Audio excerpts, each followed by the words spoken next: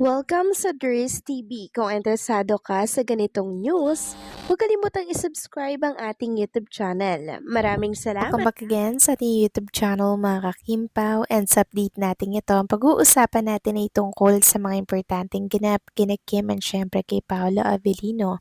So pag-uusapan natin sa update na to ay may kaugnayan nga po sa hamon nitong ex ni Chinita Princess mga kakimpaw na tila baga gustong makipagbalikan muli kay Kim Chiu. Abay gustong agawin kay Paolo Avellino? Ano kaya ang reaksyon dito ni Paolo mga kakimpaw?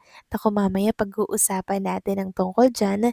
Kasama na din ang tungkol dito sa statement ni Kim about sa mga manghuhula at sa kanilang hula.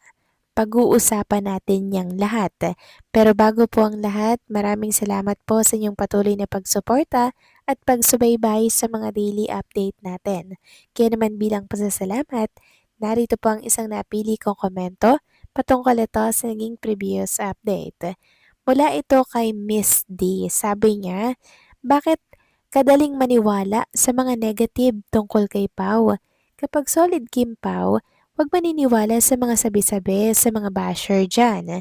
Sila nabubuhay sa mga fake news na ikinakalat nila. Patalino si Kimi, ramdam niya kung niloloko siya ni Pau. Kasi araw-araw silang magkasama. Palaging sinasabi, may ibang babae si Pau na napupusuan. Please lang, pag solid kayong Kim Pau, dapat panatag kayo tayo. Diba Mr. Salamat sa mga update kay Kim at Pau. God bless you always. Maraming salamat po sa inyong komento. Tama po kayo sa inyong mga sinabi. Kung solid Kim Pao fans tayo, hindi po tayo agad maniniwala at madadala po sa mga peking balita na nagkalat ngayon sa mundo po ng social media. Kasi matagal na po tayong nakatutok lagi kay Kim at Paolo. Tapos sa isang fake news lang, panghihinaan na po tayo ng loob. Tapos hindi na po tayo susuporta at parang nawala na po ng amor kay Kim at kay Paolo. So, hindi po ganon ang totoong mga Kim Pao fans. Yung mga Kim Pao fans, umulan umaraw, andyan po sila at nakasuporta kay Kim at Paolo. And syempre, hindi naniniwala sa mga peking balita, 'di ba? So, maraming salamat po sa inyong komento. God bless po at mabuhay kayo. So eto na nga, talakayin at pag-usapan natin itong naging statement ni Chinita Princess tungkol po sa manghuhula, sa panghuhula, ano ba yung pananaw dito ni Kim Chiu? Naniniwala ba siya mga kakimpaw? Ginagalang niya ba yung mga manghuhula na yan? Ayon kasi dito, sa kabila ng iba't ibang hula at prediksyong lumalabas tungkol sa kanyang buhay at love life, mas pinapahalagahan ni Kim Chiu ang konsepto ng free will o ang sariling desisyon ng isang tao kaysa sa paniniwalang nakatakda na ang lahat ng mangyayari sa kapalaran. Correct mga kakimpaw, tayo po kasi ang gumagawa ng ating kapalaran. Tayo po ang nagdedesisyon, tayo po ang nagpapatakbo sa ating buhay, hindi po yung manghuhula mga kakimpaw. Mangyayari lang po yung hula na yon pag sinunod po natin at pinaniwalaan po natin, dun lang po mangyayari yun. Pero kung tayo may sariling desisyon, sariling paninindigan, hindi po mangyayari yan mga kakimpaw. Dahil ang hula, wala po yung batayan. Hula lang nga mga kakimpaw eh. Kaya may point si Kim Chiu na talagang mas naniniwala po siya sa free will or sariling desisyon ng tao kaysa sa nakatakdang kapalaran. Dahil buhay natin ito, tayo ang nagdedesisyon nito. Samantalang, pag-usapan naman natin mga kakimpaw ang tungkol dito sa naging statement na naman ni Sian Lim para po kay Chinita Princess na tila baga naghahamon po ata si Sian Lim. Parang gusto daw pong makipagbalikan kay Chinita Princess.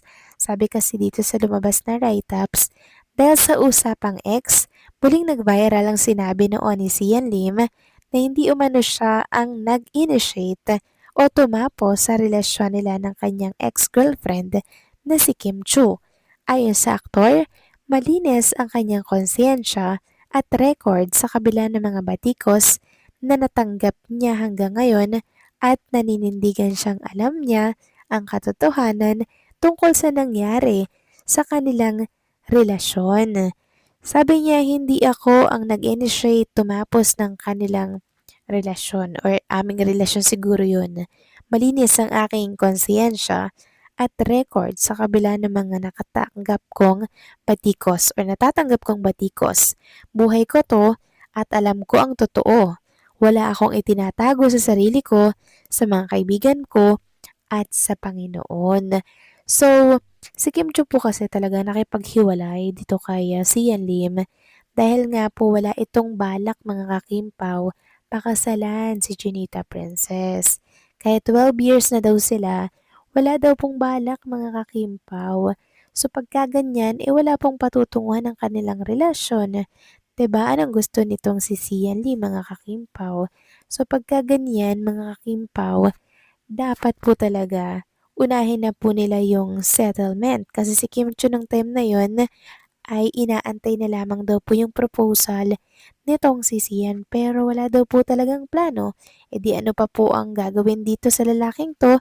E di hiwalayan na mga kakimpaw, 'di ba? Na siyang tama lang po yung naging desisyon dito ni Chinita Princess kasi hindi niya po makikilala at makikita yung lalaking para sa kanya kung still ipipilit po nila ang isa't isa sa lalaking wala pong plano sa kanya. 'Di ba mga kakimpaw? At napaganda nga po yung pakikipaghiwalay niya dito kay Sian Lim kasi nakatagpo po siya ng lalaking karapat-dapat sa kanya, yung nakikita po yung worth ni Chinita Princess at katulad po yun ni Paula Avellino mga kakimpaw. 'Di ba? Yung mga hindi po natin nakita kay Sian Lim, pinapakita po yun ngayon ni Paula Avellino kay Chinita Princess. At halata naman natin na sobrang saya po ni Kim Chiu sa piling nitong si Paulo. Mukha nga po natagpuan na ni Kim, no, yung kanyang ultimate happiness na magpaparamdam po sa kanya ng halaga, 'di ba mga kakimpaw, na hindi po niya naramdaman sa kanyang mga naging ex. At isa na lamang po ang ating inaantay ngayon mga kakimpaw, walang iba kundi po yun ay ang lumagay sa tahimik itong si Kim and si Paolo. Yun na lang yung kaisa-isa po nating inaantay. Kasi parang lahat nangyari na naman yung wish natin, 'di ba? Ito na lang yung isang kulang, ito na lang yung kokompleto sa ating mga kahilingan para po sa kanilang dalawa.